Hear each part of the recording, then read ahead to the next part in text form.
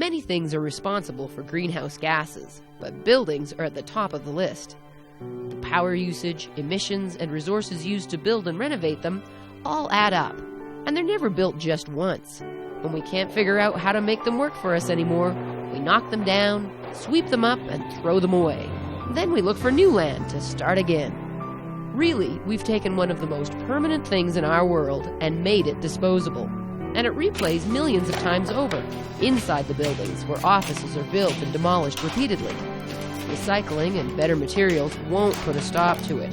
We have to change our behaviors. A lot of people, when they think they're creating an environmentally sustainable building, are really focusing on a very small part of the puzzle.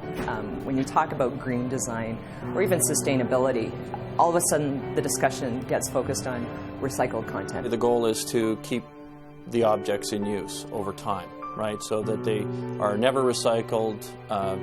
In fact, if we end up in a recycling bin, we fundamentally failed. The EPA, for example, did a study and shows that for every square foot of commercial real estate, when we're demolishing it, we're creating 155 pounds of waste. And that becomes a really big number if you look at the overall building stock, for example, in the United States. Currently, we're at 300 billion square feet, and that average tenant lease right now is 5 years.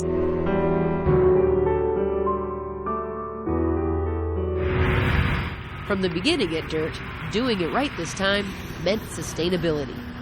We built the system essentially as a series of layers that can change independently of the other layers. We have 4 fundamental layers: the aesthetics of the thing, or the skin, which are, like the tiles on this wall here; the structure of the environment, which is the frame that's sort of sitting in behind; the utility, which is about power and data and whatever other sort of technological elements that we're trying to support; and finally sort of the context or the environmental side of things, which is where do the objects sit. And all those elements can change independently of one another.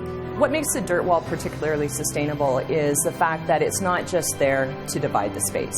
It's great for us to say that we believe in sustainability, but if we don't make that a complete statement whereby all other elements in the environment are addressed, meaning, work surfaces or overheads or accessories. So, if we said we believe in sustainability, but by the way, you got to throw out all that stuff that you already have, obviously that's a terribly flawed notion.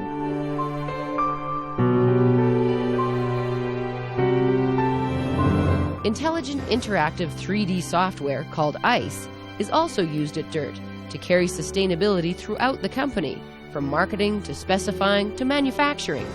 Probably one of the best benefits of ICE is that you don't have to have lots of paper. DIRTT has no paper catalog because of ICE. All the information that DIRTT provides for their clients, all the pricing, is all inside the ICE software. One of the things ICE does besides eliminate paper, it also eliminates error. And so eliminating error means you're not building something twice because you built it the wrong size or did it in the wrong way. So ICE has eliminated rebuilds from human error by providing information electronically right from the design through to the factory. Because of ICE, our software, material flows through our factory at a extremely high velocity, right? So we don't have anything that just sort of sits around. One of the great consumers of floor space is just stuff in the way. We can create cut lists to optimize the materials so that when they're moving it through the factory, they're getting the right material in the right spot at the right time. We really had to make this a complete thought, right? It's not just about how we behave with the product or, with the materials themselves. It's also about, the amount of energy that we consume here and the amount of space that we take up here. The footprint at DIRTT's wood shop is also 30 to 40% smaller than average. That's mostly due to the water-based UV curing finishing lines. But saving space and energy by not having big ovens and drying racks is just one benefit.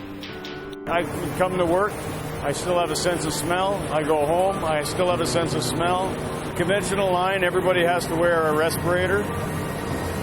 Big honking green gloves to handle everything. Because of the catalysts and the solvents, it takes 30 days after it's dried for off-gassing. So any new office, you have to let everybody know who has asthma and so forth because they may have reactions. This line is a dream in comparison. This is the cookie. This actually came from a group of people in shipping from our shop floor. When we ship the product off with the cookie between, we also ship our cookie box, and that is to put all the cookies in when we get to job site, and they all get shipped back. We could have made this out of a very inexpensive recyclable product, but instead we decided to invest in a fairly high-end design with a high-end material so that it can live on as long as reasonably possible. I really enjoy working for DIRTT and the environmentally friendly environment, because everything about it is the future. And that's what you want to be. You don't want to be in the past, because you're going to be out of a job soon enough if you do that.